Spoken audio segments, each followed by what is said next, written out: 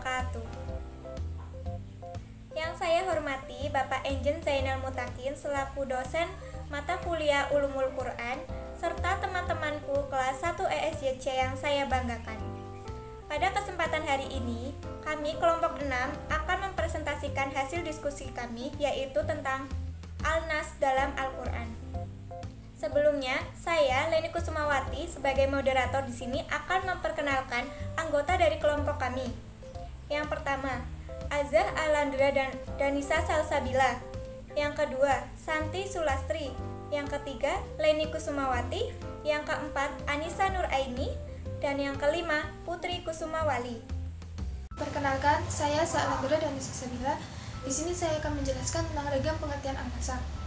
Nasakh adalah pembatalan terhadap pelaksanaan hukum. Nasakh terbagi menjadi berbagai macam-macam bagian. Di antaranya, nasakh Al-Quran dengan Al-Quran, nasakh Al-Sunnah dengan Al-Quran, dan nasakh Al-Sunnah dengan Al-Sunnah.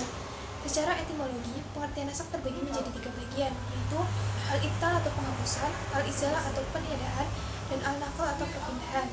Secara terminologi, al-nasakh dapat dipahami sebagai pergantian, pengangkatan, atau penghapusan ayat maupun hukum syar'i terdahulu dengan hukum syar'i yang datang kemudian. Maka dapat disimpulkan bahwa al-nasakh adalah penghapusan atau pembatalan suatu hukum yang datang kemudian. Di sini saya Santi Sulastri dengan NIM 2017-2011-22 akan menjelaskan tentang syarat dan macam-macam nasakh. Yang pertama yaitu syarat-syarat nasakh. Amir Syarifuddin dalam bukunya Garis-garis Besar Usul Fikih menjelaskan syarat-syarat nasakh sebagaimana ulama mujtahid menerima adanya nasakh. Syarat-syarat nasakh tersebut dapat dipenuhi sebagai berikut. Yang A yaitu yang dinasakh adalah hukum syara, yaitu hukum yang bersifat alamiah, bukan dalil akal dan bukan pula yang menyangkut akidah. Yang B yaitu dalil nasih yang menjelaskan tidak berlakunya dalil terdahulu itu datang secara terpisah dan terkemudian dari dalil mansukh. Yang C yaitu dalil hukum yang dinasihkan atau mansukh tidak menunjukkan berlakunya hukum untuk selamanya. Baik, saya Leni Kusumawati, NIM 2017-2011-29. Izinkan saya di sini untuk memaparkan materi tentang fungsi nas. Fungsi nas terdapat 2. Yang pertama, nas dalam penafsiran Al-Quran. Pergeseran makna nas dari penghapusan permanen ke penundaan memberikan implikasi tersendiri. Bahkan dengan adanya pergeseran ini, secara tidak langsung, nas menunjukkan fungsinya dalam beberapa sisi. Misalnya, dalam segi penafsiran dan pengembangan hukum. Dari segi penafsiran, atau lebih tepatnya ulum Al-Quran, nas memang belum menunjukkan fungsinya secara nyata. Tetapi ulama-ulama awal telah mengklaim bahwa konsep ini menjadi salah satu syarat dalam melakukan penafsiran. Hal ini membuktikan dengan munculnya literatur nas secara dengan ayat-ayat yang nas dan mansukh. Namun, karena bertolak belakang dari takwil para penulis, literatur nas diwarnai dengan kesimpulan jumlah ayat mansukh dengan perbedaan yang menyolok. Fungsi nas yang kedua adalah nas sebagai pengembangan hukum Islam. Telah dijelaskan sebelumnya bahwa penafsiran dan pembentukan hukum memiliki keterkaitan karena hasil dari penafsiran terhadap suatu ayat akan dijadikan sebagai pijakan dalam menetapkan hukum terhadap sesuatu.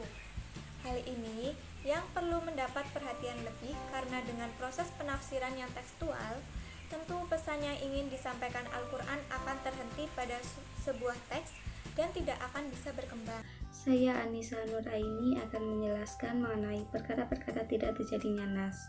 Acep Hermawan dalam bukunya Ulumul Quran menjelaskan bahwa ulama usul sebagaimana Amir Abdul Aziz sepakat bahwa nas hanya mungkin terjadi pada ayat yang menyangkut amar ma'ruf wa nahi munkar, termasuk yang bentuk kalimatnya kahabar yang mengandung makna tolab atau permintaan tuntunan. Di luar ayat-ayat yang bentuk kalimatnya semacam ini, nas tidak terjadi. Contoh ayat yang berbentuk kabar yang tidak mengandung makna tolab, janji atau wa'ad, ancaman atau wa'id, dan kisah yang tidak mungkin terjadi nas. Allah Subhanahu wa taala berfirman dalam Quran surat Al-Mu'minun ayat 13 dan 14 yang berbunyi, A'udzu billahi minasyaitonir rajim. Bismillahirrahmanirrahim.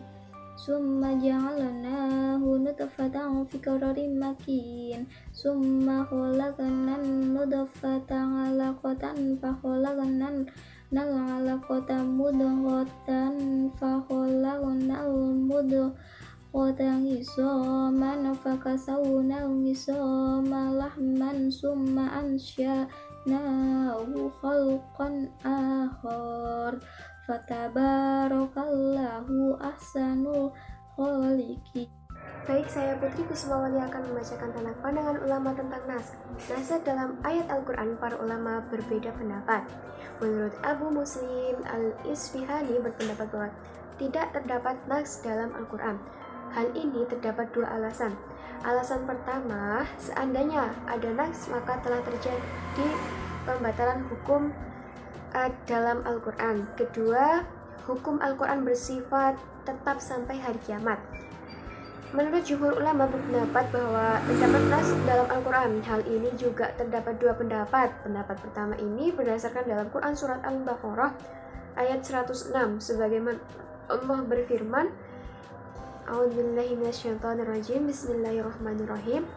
Ma nanzil min ayati aw nusiha ta'ti bi ghairi minha aw mithliha alam ta'lam annallaha ala kulli syai'in qadir.